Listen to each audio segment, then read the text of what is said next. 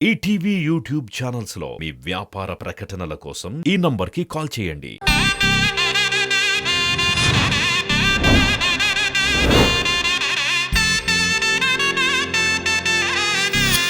శ్రీవల్లి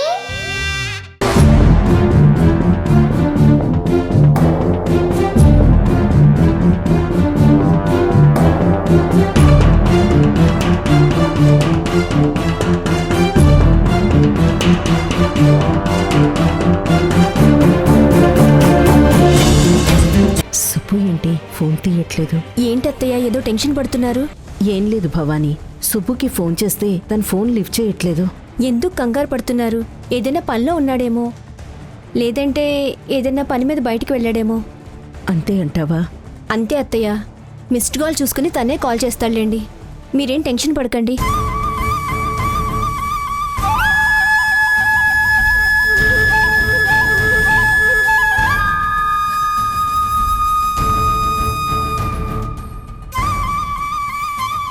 ఈ సంవత్సరం కూడా శ్రీవల్లీదేవి విగ్రహం లేకుండానే స్వామివారికి షష్ఠి కార్యక్రమం చేయాల్సిందేనా? అంతే కదా, తప్పదు. షష్ఠి ఎలాగూ చేయాలి. బావిలో ఉన్న శ్రీవల్లీదేవి విగ్రహం ఇంకా ఎన్నాళ్ళు ఉంటుందో ఏమో. మనమేం చేస్తాం? అది బయటికి తీద్దామనుకున్నా వాళ్ళని మహాసర్పం కాటు వేసి చంపేస్తుంది కదా. అంతా దైవలీల, మనమేం చేయలేం. ఈసారైనా శాపం పోతుందో లేదో అని నాకు ఆందోళనగానే ఉంది. శ్రీవల్లీదేవి విగ్రహం లేకుండా షష్ఠి చేస్తున్నందుకు మనం ఎంత బాధపడుతున్నామో మనకన్నా ఎక్కువగా కోదండరామయ్య గారు బాధపడుతున్నారు. దేవుడు లాంటి కోదండరామయ్య గారిని ఆ దేవుడు చాలా బాధ పెడుతున్నాడు. 23 ఏళ్ల క్రితం ఆ సీతమ్మ తప్పు చేసి ఊరి నుంచి వెళ్లిపోయి అయ్యగారి మనసుని చాలా బాధ పెట్టింది. ఆ మహాతల్లి వల్లే ఇదంతా జరిగింది. ఒరే రంగయ్య, అలా మాట్లాడకు. సీతమ్మ గారి గురించి తప్పుగా మాట్లాడటం కోదండరామయ్య గారికి ఇష్టం లేదు. ఆవిడ తప్పు చేయలేదని ఆయన నమ్ముతారు. మేము సీతమ్మ వాళ్ళ ఇంటికెళ్ళి ఇలా మాట్లాడితే అయ్యగారు చాలా బాధపడ్డారు. ఆవేశంగా ఆయన ఆస్తి మొత్తం శ్రీవల్లి పేరు మీద రాసేసి షష్ఠి కార్యక్రమానికి అయ్యే ఖర్చులు కూడా ఆయన కూతురు చేత ఇప్పించారు. సీతమ్మ మీద ఉన్న అభిప్రాయాన్ని పోగొట్టడానికే ఆయన అలా చేశారు. అయ్యగారిని బాధ పెట్టినందుకు మాకు చాలా బాధ అనిపించింది. ఈ రోజు ఆయనతో పాటు సీతమ్మ, వాళ్ళ కూతురు శ్రీవల్లి అందరూ వస్తున్నారు. మీరు వాళ్ళ గురించి తప్పుగా మాట్లాడి ఆయన్ని బాధ పెట్టొద్దు, అర్థమైందా? అలాగే రాముడు, ఇదంతా జరిగిందని నాకు తెలియదు కదా. మీరు చెప్పినట్టే చేద్దాం.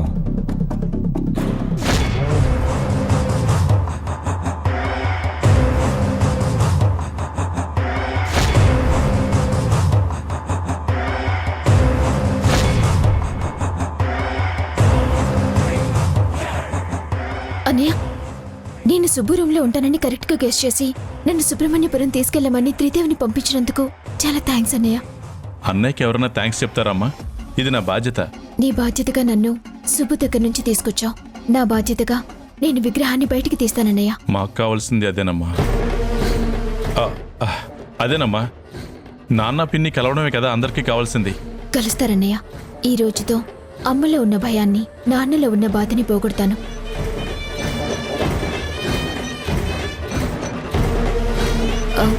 ఈయనెవరన్నయ్య? ఇతను నా ఫ్రెండ్ అమ్మా, పేరు అమిత్. షష్ఠి చూస్తానంటే సుబ్రహ్మణ్యపురం తీసుకువెళ్తున్నాను. హలో అండి. నమస్తే సార్. నువ్వు సంకల్పించుకున్న విషయం కూడా చెప్పాను. నీ సంకల్పాన్ని, నువ్వు విగ్రహం తీయడాన్ని చూడాలని పట్టుబడుతున్నాడు.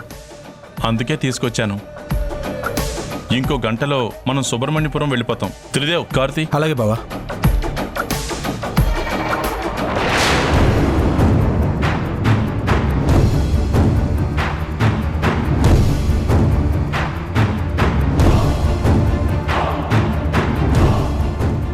ఏంటమ్మా ఆగిపోయావు? ఏమైంది? అన్నయ్య, ఈ పాటికి సుబ్బు తన రూమ్కి వచ్చేస్తుంటాడు.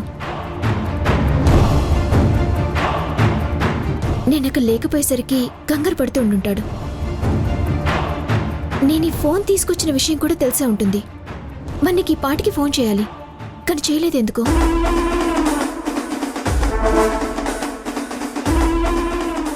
మరి నువ్వే సుబ్బుకు ఫోన్ చేయి. అమ్మా, ఈ టైంలో నువ్వు సుబ్బుకి ఫోన్ చేయడం కరెక్ట్ కాదు. ఎందుకంటే నువ్వు తప్పించుకున్నావని తను పిన్ని వాళ్ళకి ఖచ్చితంగా చెప్పేసి ఉంటాడు. ఈ విషయం నాన్నగారికి కూడా తెలిసే ఉంటుంది. ఆయన ఆల్రెడీ బావి దగ్గర చాలా గట్టిగా కాపలా పెట్టుంటారు. మనం జాగ్రత్తగా అక్కడికి వెళ్ళాలి. కాపలా కాస్తున్న వాళ్ళని దాటుకుని బావి దగ్గరికి వెళ్ళాలి.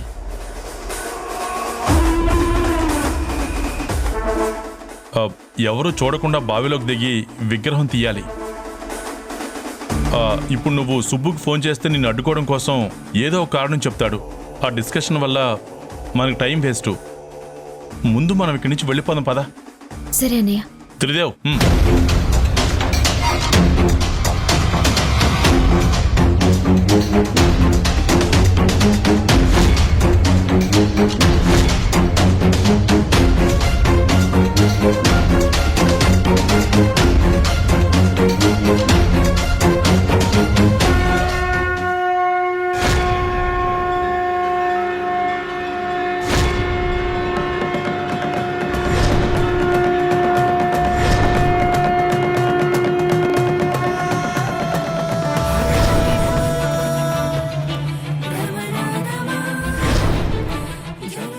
ఇరవై 23 ఏళ్లుగా కోదండరామయ్య కుటుంబానికి ఉన్న శాపానికి ఈరోజు విమోచనమా తండ్రి?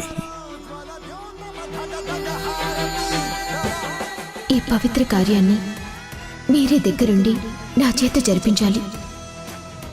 అందుకే మీకోసం వచ్చాను. తనకు మాటిచ్చిన ప్రకారం ఈ క్రతువుని నేనే దగ్గరుండి జరిపించబోతున్నాను. అంత చిన్న వయసులోనే నీ ఆజ్ఞ ప్రకారం ప్రాణత్యాగానికి సిద్ధపడింది.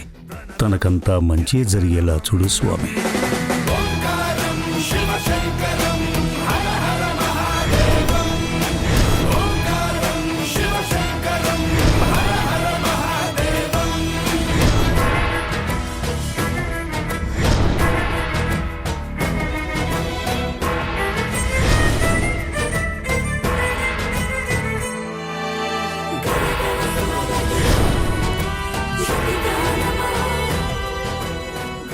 సుబ్రహ్మణ్యేశ్వర, ఈరోజు నేను నీకు షష్ఠి చేయడానికి కాదు, నా ప్రాణాలను అర్పించడానికి కూడా వచ్చాను.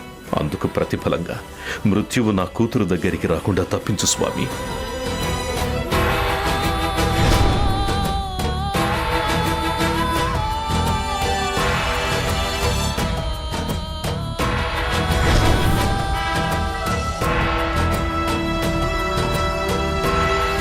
తల్లి, నిన్ను ఆ సుబ్రహ్మణ్యేశ్వర స్వామిని ఒకటి చేయటానికి శ్రీవల్లి వస్తోంది. ఈ రోజుతో 23 ఏళ్లుగా స్వామివారితో ఉన్న ఎడబాటు తీరిపోతుంది.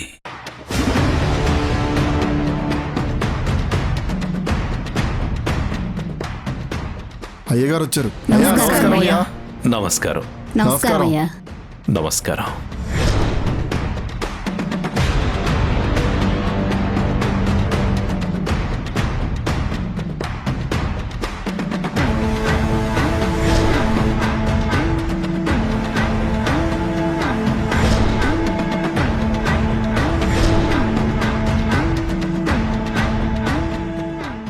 గురువుగారు నమస్కారం. శుభమస్తు. శ్రీవల్లి ఇంకా రాలేదేంటి?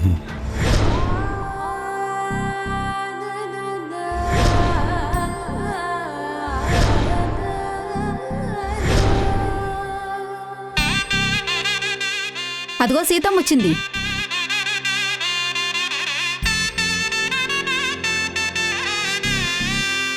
ఇన్నేళ్ల నుంచి రాకుండా ఇప్పుడొచ్చిందేంటి? ఏమో ఈ 23 సంవత్సరాలు ఎక్కడికెళ్ళిందో ఏమైపోయిందో మనకేం తెలుసు. నమస్తే సీతమ్మ గారు. నమస్తే. నమస్కారం సీతమ్మ గారు. నమస్తే. ఎలా ఉన్నారమ్మా? చాన్నాలేంది మిమ్మల్ని చూసి. బాగున్నానమ్మా.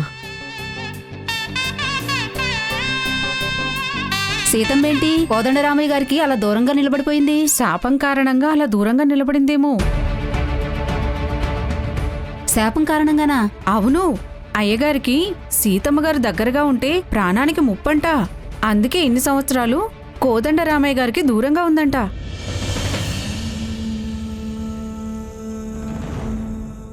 నమస్కారం స్వామీజీ. శుభమస్తు. నువ్వు నిజంగానే మహాసాధ్వివి. నిన్ను చూస్తుంటే సాక్షాత్తు ఆ సీతమ్మ తల్లిని చూస్తున్నట్టుగా ఉంది. భర్త ప్రాణాలను కాపాడుకోవటానికి 23 ఏళ్లుగా ఆయనకు దూరంగా ఉన్నావు. ఎన్నో అవమానాలు సహించావు, మరెన్నో కష్టాలు భరించావు. నువ్వు దేవతవి సీతమ్మ. నీలాంటి భార్య దొరికినందుకు కోదండరామయ్య గారు చాలా అదృష్టవంతుడు.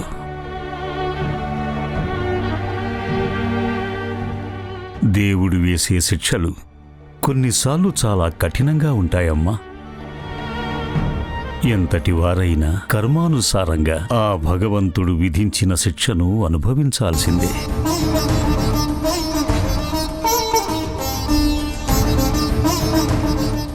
నువ్వు ఒక కారణ జన్మురాలివి తల్లి. ఇక మీదట కూడా ఏం జరిగినా కూడా అన్నింటినీ ధైర్యంగా ఎదుర్కోవాలి. స్వామీజీ గారేంటి శిక్షలు కఠినంగా ఉంటాయని, కారణ జన్మరాలి తల్లిని అని ధైర్యంగా అన్నిటినీ ఎదుర్కోవాలని అంటున్నారు. ఈయనకి శాప విమోచనం గురించి తెలిసి ఉంటుందా? శ్రీవల్లి విగ్రహాన్ని తీయగలదు అని ఇలా అంటున్నారా? శ్రీవల్లి ఏదమ్మా? స్వామీజీ తను రాలేదు. రాకపోవటం ఏంటమ్మా? స్వామీజీ గారు అడుగుతుంటే సమాధానం చెప్పవేంటి సీత? అసలు నాన్న, మీరు అమ్మకి దూరంగా నిలబడండి.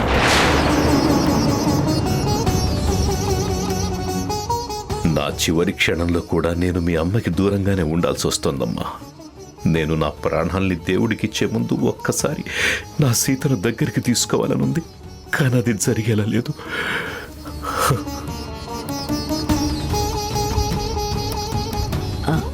శ్రీవల్లి మనసు రకరకాలుగా ఆలోచిస్తోంది.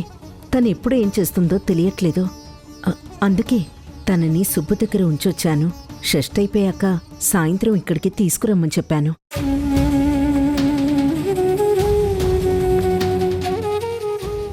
శ్రీవల్లి బావిలోకి దిగి విగ్రహం ఎక్కడ తీస్తుందేమోనని భయపడి తనను తీసుకురాలేదని నాకు అర్థమైంది సీత. నా కూతుర్ని కూడా చివరిసారిగా చూసుకోకుండానే నేను మీకు దూరం అయిపోవాల్సి వస్తోంది.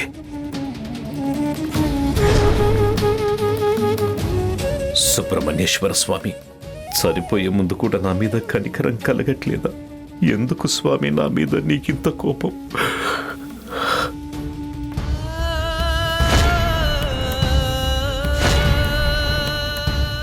సీతమ్మ, నువ్వు భార్యగా ఎంత ఉత్తమురాలువు, తల్లిగా అంతకంటే గొప్పదానివని నిరూపించుకున్నావు. కూతురి ప్రాణత్యాగాన్ని ఏ తల్లి భరించదు. అందుకే నువ్వు అలా చేశావని అర్థమవుతోంది. శాప విమోచనం కోసం వస్తాను అన్న శ్రీవల్లిని రానీయలేదు. అంటే ఇప్పుడు ఏం చేయబోతున్నావు సుబ్రహ్మణ్యేశ్వర? సీతమ్మ, ఆ రోజు మిమ్మల్ని అనరాని మాటలు అన్నందుకు మమ్మల్ని క్షమించండమ్మా. మీ మీద కోపంతోనో మిమ్మల్ని బాధ పెట్టాలనో అలా అనలేదమ్మా. అయ్యగారు బాధపడుతున్నారని ఏదో ఆవేశంలో నోరు జారాం. దయచేసి మమ్మల్ని క్షమించండమ్మా. ఇందులో మీ తప్పేవీ లేదు.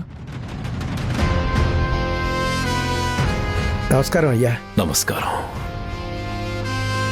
ఓం సహస్రశీర్షా పురుషః సహస్రాక్ష సహస్రపాత్ సభూమిం విశ్వతో వృత్వా అత్యధిష్ఠదశాంగుళం పురుష ఏవేదకం సర్వం యద్భూతం యచ్చభవ్యం ఉత అమృతత్వశేషానః యదన్నేనాతిరోహతి ఏతావానస్య మహిమా అతో జ్యాయాక్ష పురుషः పాదోస్య విశ్వాభూతాని త్రిపాదస్యామృతం దివి త్రిపాదోర్థో ఉదయత్పురుషः పాదోస్యేహ భవాత్ పునః.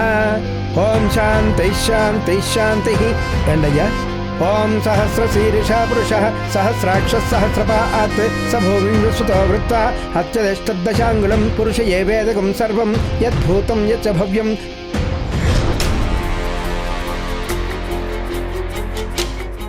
రే ఆబాబాబా బండాపరా.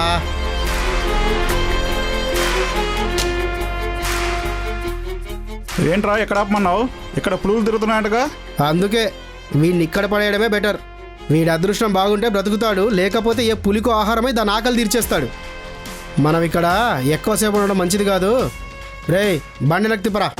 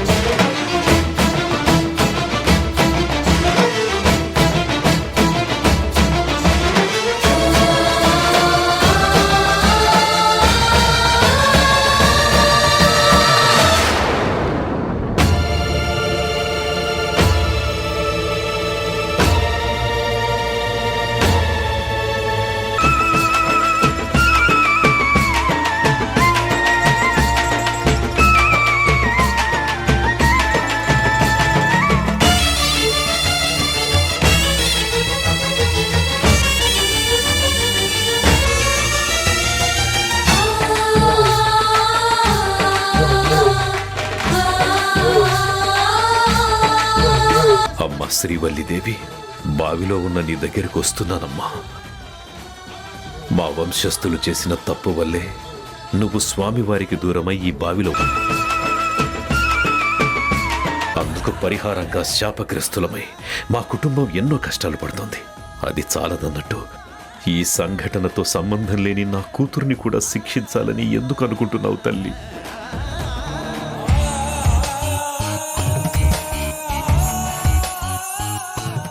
శాపం కారణంగా నా భార్య బిడ్డల్ని 23 సంవత్సరాలు నాకు దూరం చేసి శిక్షించావు. ఇప్పుడు వాళ్ళు నాకు కనిపించారన్న ఆనందం అనుభవించే లోపే నా కూతుర్ని శాశ్వతంగా మాకు దూరం చేయాలనుకుంటున్నావు. నా కూతురు మృత్యువు వైపు అడుగు వేయడానికి కారణం మా కుటుంబానికున్న శాపమని తెలిసి నేను తట్టుకోలేకపోయాను.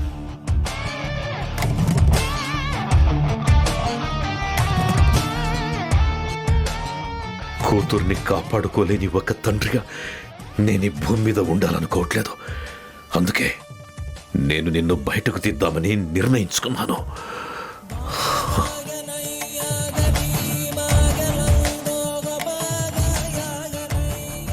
మహాసర్పం ఎప్పుడు నీకు కాపలాగా ఉంటుందని నాకు తెలుసు. నిన్ను బయటకు తీసి ఆ స్వామి పక్కన ప్రతిష్ఠించి మా పెద్దలు చేసిన తప్పుని సరిదిద్దుకుంటాను.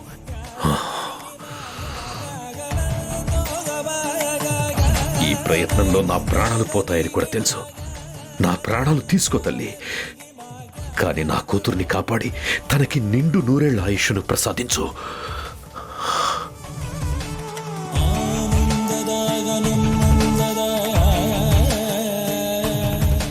అమ్మా శ్రీవల్లిదేవి, నన్ను క్షమించు. నా కూతుర్ని కాపాడుకోవడం కోసం నేను స్వార్థంతో ఆలోచిస్తున్నాను. నిన్ను బయటకు తీసుకురావాలనుకుంటున్న తన సంకల్పాన్ని అడ్డుకుంటున్నాను.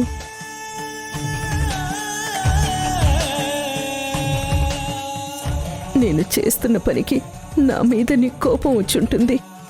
ఎంత కోపం వచ్చినా ఆ కోపాన్ని నా మీదే చూపించు. నా కూతుర్ని, నా భర్తని వదిలేయి తల్లి.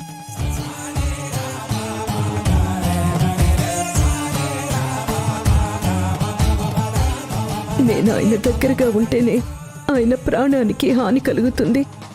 ఇప్పుడు నా కూతురు చేత శాప విమోచనం చేయించట్లేదనే కోపంతో నా భర్తకి ఎటువంటి హాని చెయ్యొద్దు. కావాలంటే నా ప్రాణాలు తీసుకో, నేను సంతోషంగా ఇస్తాను. నా కుటుంబాన్ని మాత్రం చల్లగా చూడు.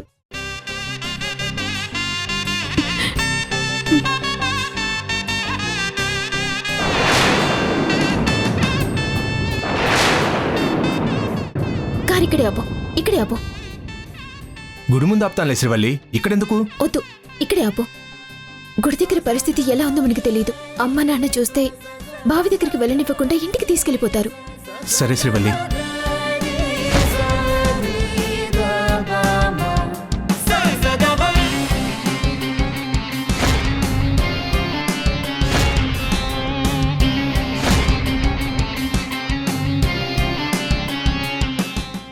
అమ్మా, నీ మనసులో ఉన్న భయం మరి కాసేపట్లో పూర్తిగా పోతుంది. 23 ఏళ్లుగా నువ్వు పడిన కష్టాలు, బాధలు అన్నీ ఈ రోజుతో పోతాయి. నువ్వు నాన్నతో కలిసి సంతోషంగా ఉంటావమ్మా. నా జీవితంలో ఈ రోజు నాకు ఆఖరి రోజు.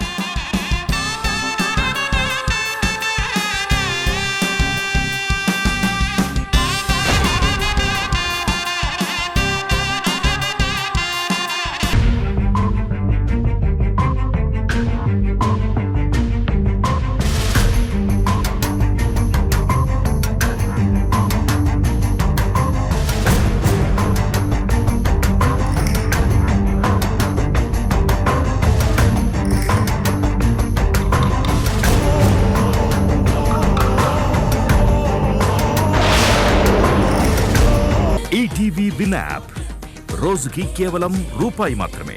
ఇప్పుడే ఈటీవీ విన్ యాప్ డౌన్లోడ్ చేసి సబ్స్క్రైబ్ చేయండి.